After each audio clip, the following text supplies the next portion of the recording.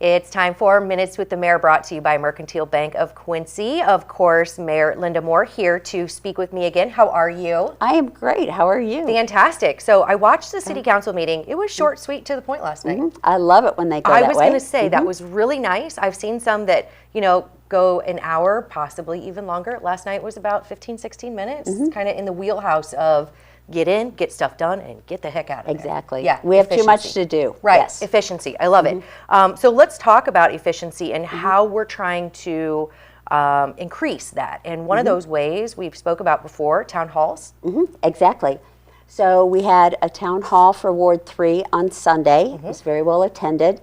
We are planning those for every ward. Okay. And later this spring, we will have one that will include Ward 1 and 2 together, one for Ward 6 and 7 together, and one for Ward 4 and 5 together. Okay. And the idea is we'll bring department heads, we'll bring the aldermen who are available, and we'll just meet and talk with residents about what's going on, answer their questions or concerns.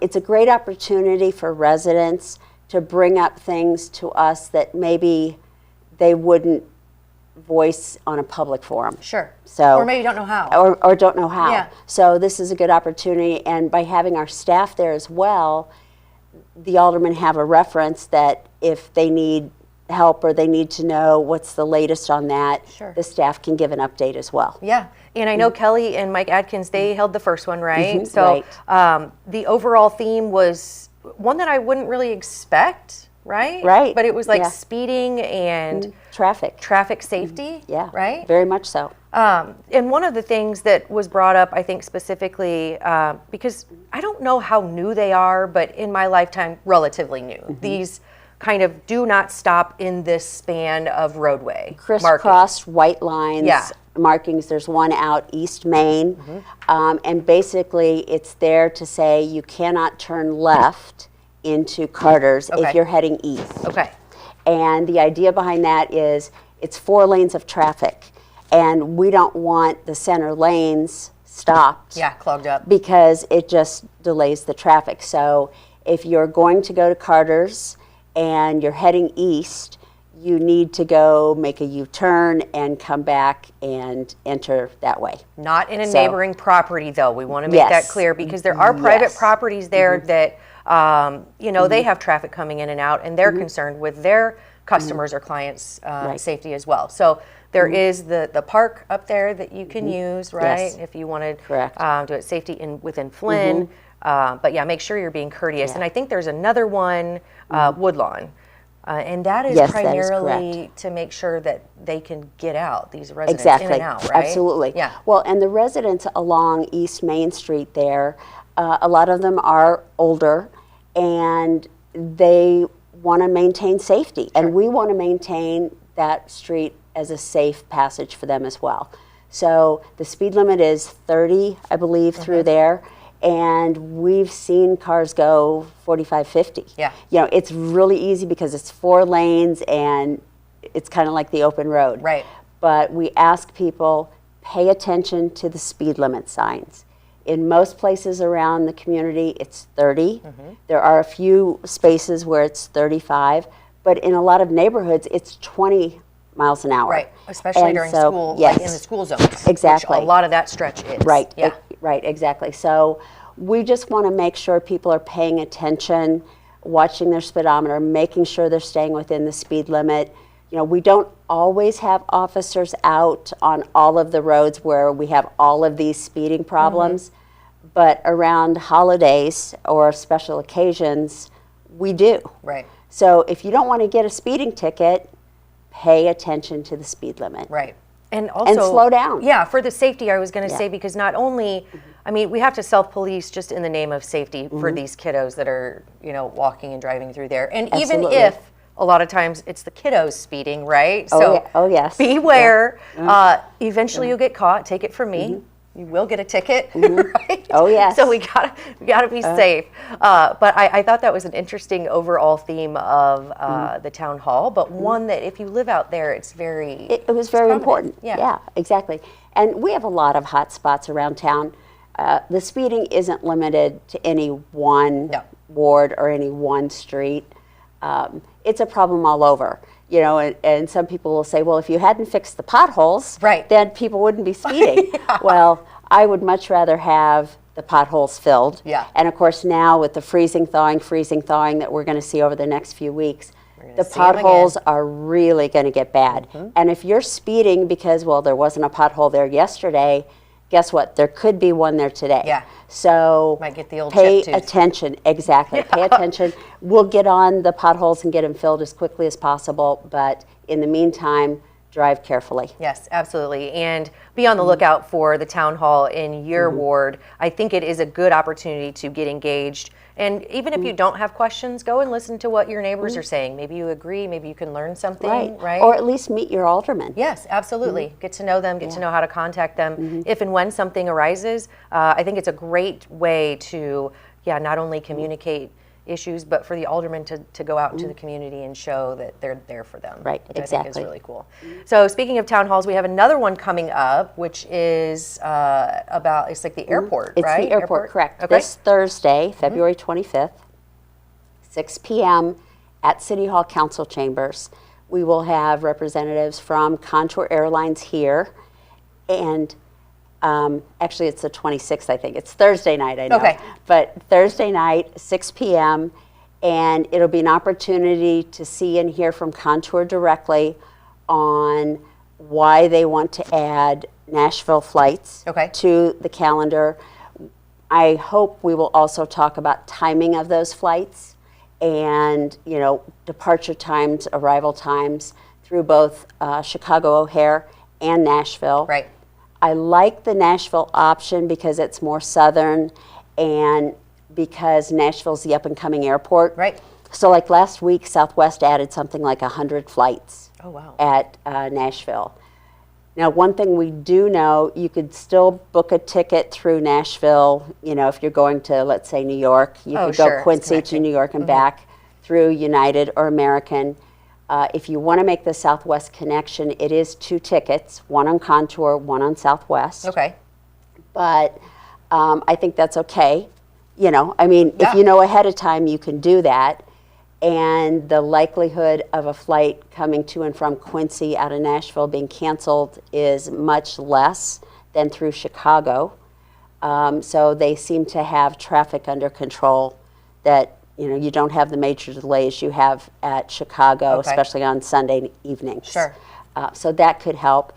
And plus, Nashville's just a great location. It's a great place to go. Head there for the weekend. Right, whether you're going there for the weekend or through, or for connecting. It's just, it's nice to have more options. Right, exactly. Yeah, just to give. So it'll be, it's good to hear. We want to hear from the public.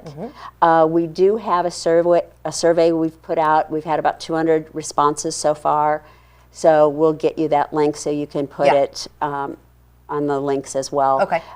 We encourage people, tell us what you think. We want to know. Yeah. We want your feedback. Absolutely. And if you're quiet, there's no way for anybody to know, right? Exactly. Got to speak up. Yes.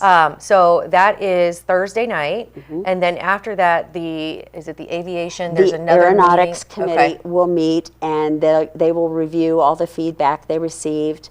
I don't know if they will make a decision that night. My guess is they probably will, unless it's very controversial. Gotcha. Yeah. So, but if most of the comments are one-sided, I think they'll probably make a decision that night. Okay, there you go. Go have your voices heard. It is important, and if we want options, this is your perfect opportunity. That's right. Options are good. Absolutely. Okay, so then I want to kind of switch gears a little bit because there have been 2 things that have been in the news that I think are kind of hot button topics. One you may not have any say or anything to do with, which is the post office, news of the post office closing, right? Even temporarily, which is what the sign says. And it's the Orville Browning station, which is the downtown post office. I want to be clear about that. Yes. Now, the sign, I believe, said it was closing due to lead paint only in that back mail area, right? So they are closing temporarily to hopefully fix that. Now, the city of Quincy doesn't have anything to do with this, am I right? No. In fact, I learned about it from your reporter. Well, there we go. So, and if people have questions, my suggestion is call 1-800-ASK-USPS. Okay. So 1-800-USPS. USPS. Okay, I knew that was a hot button topic, and I know there have been issues with USPS, recently. I mean, they've been in the news a lot, so this is just, it's going to fire people up for one reason or another. We don't know what's going to happen. We do know that we still have the post office at 36th and Locust, which is there. That's not going anywhere. Maybe a little more inconvenient for a while, but stay tuned. We will have more information on that, but I did want to clear up that it is not a city issue. No, it is not a city issue. Again, 1-800-ASK-USPS. Okay, and then something that people may argue about it being a city issue or not, and this is the Doggy Paddlers lighting. Is that correct? Yes, correct. Okay. So when the Doggy Paddlers originally came here, they were told they would get some city money. Okay. That didn't happen. That wasn't going to happen. Okay. Now this wasn't through you. No. Okay. And they still came here anyway, which I think is good on their end. Yeah. Then last year, they also said, you know what, we really want to bring our league meetings to Quincy. They did that. Okay. And so now they want to bring the league all-star game here.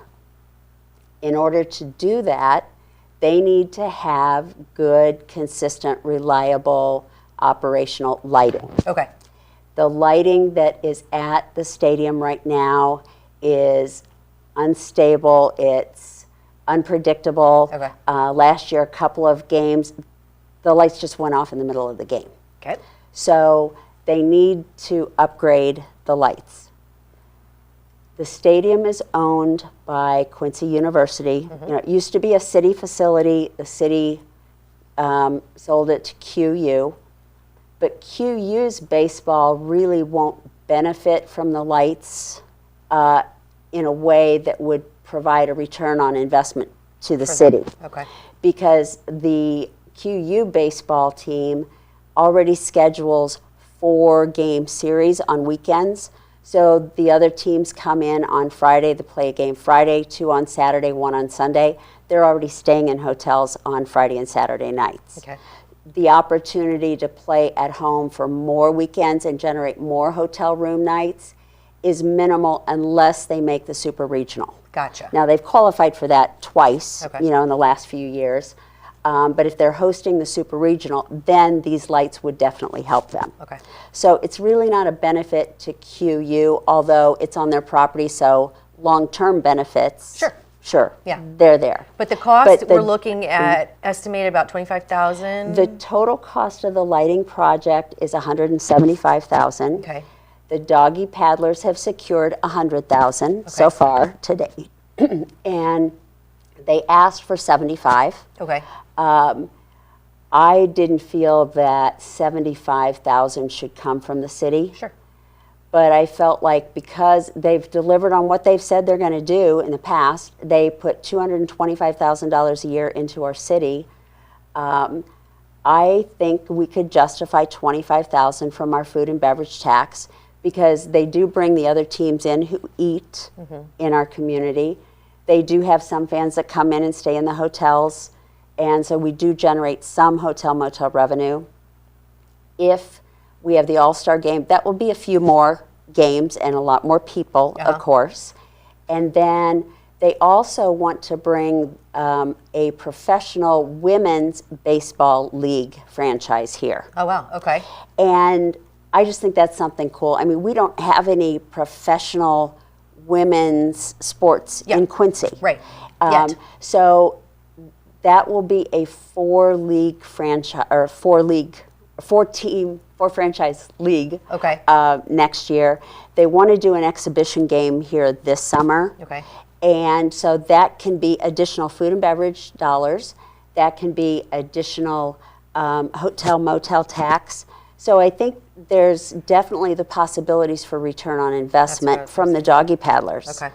But what's really good about this is that by getting the lighting fixed, it would allow our Q-Town tournaments to have more tournaments, more teams from a greater distance away, which means more hotel rooms, more food and beverage.